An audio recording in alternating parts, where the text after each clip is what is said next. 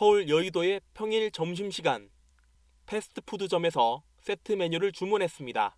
비닐봉지에 햄버거와 감자튀김이 담겨 나오고 음료수 포장용 비닐봉지와 플라스틱도 따로 준비되어 있습니다. 샌드위치 전문점도 상황은 마찬가지. 이번 달부터 슈퍼마켓이나 백화점 등의 비닐봉지 사용이 금지됐지만 시중에는 여전히 비닐봉지를 사용하는 곳을 만나기 어렵지 않습니다. 슈퍼마켓과 별반 다르지 않는 저가형 생활용품점도 비닐봉지 사용에 별다른 제한이 없습니다. 목도 되나요? 목도 쓸 수 있나요? 50원에 이건 유상이야. 1인 가구 증가와 함께 급증한 편의점도 마찬가지. 커피 전문점에 일회용 컵 이용이 제한된 지도 반년이 넘어가지만 제대로 지켜지는 곳은 일부 대형 매장에 그칩니다. 매장 안에서 자리를 지키고 있는 손님들도 일회용 컵을 사용하고 있고 주문을 해도 머그잔 사용을 먼저 물어보진 않습니다. 아메리카노 따뜻한 거 한 잔이랑 시원한 거 한 잔 주세요. 이렇게 버려진 쓰레기, 재활용은 잘 되고 있는 걸까? 재활용 쓰레기가 모이는 집화장을 찾아가 봤습니다. 지자체가 운영하는 재활용 선별장입니다. 우리가 버린 쓰레기가 어떻게 처리되는지 들어가 살펴보겠습니다. 쓰레기 더미를 옮겨 나르는 지게차 사이로 작업자들이 분주히 재활용되기 어려운 잔재물을 걸러냅니다.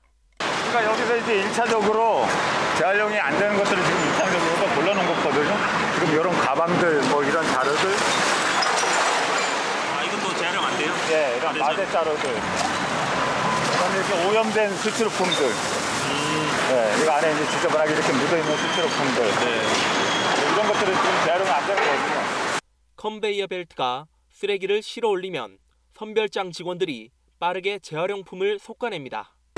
온전한 재활용품이 들어와야 되는데 버려야 하는 쓰레기가 들어오는 거죠. 쓰레기가? 그게 가장 큰 문제예요. 제일 그중에 악성 쓰레기는 어떤 건가요? 음식물. 특히 여름에 여름에. 모르고 딱 뜯었는데 구더기가 막 나오고 막 이런 냄새, 악취, 냄새. 재활용 쓰레기 중 가장 많은 건 역시나 플라스틱. 압축된 폐플라스틱입니다. 재활용품 중에 60%를 차지할 정도로 플라스틱의 비중이 높다고 합니다. 플라스틱이 무조건 재활용되는 건 아니거든요. 그 플라스틱이 다른 것들하고 섞여갖고서 되는 부분도 있고, 그다음에 거기 플라스틱이 오염이 되는 부분들이 있고, 뭐 이런 부분들은 사실 실질적으로 재질은 플라스틱이지만 재활용은 힘든 것들이 많거든요. 예, 그런 것들이 대부분 섞여서 많이 들어오다 보니까 재활용이 안 되는 경우들이 상당히 많은 거죠. 잘 썩지 않는 플라스틱 사용도 문제지만 분리배출이 제대로 안 돼 대부분 쓰레기가 그냥 버려지고 있습니다. 주택가에서 나온 재활용 쓰레기입니다. 이 쓰레기 가운데는 50% 이상이 이처럼 재활용이 되지 않는 쓰레기들입니다. 쓰레기 중 절반은 그냥 버려지고 재활용하더라도 질이 낮아져 무제한 사용할 수도 없는 상황. 이런 가운데 쓰레기는 자꾸 늘어나고 있습니다. 쓰레기 산을 치워도 또 생겨날 수밖에 없는 겁니다. 시대가 바뀌었습니다. 대량 생산, 대량 소비의 시대가 한계에 이르렀습니다. 생태계가 무너지고 있습니다.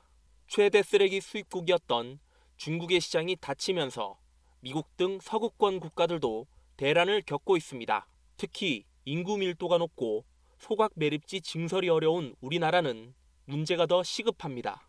그래서 쓰레기 발생 자체를 줄이고 재활용률을 높이는 방향으로 가야 합니다.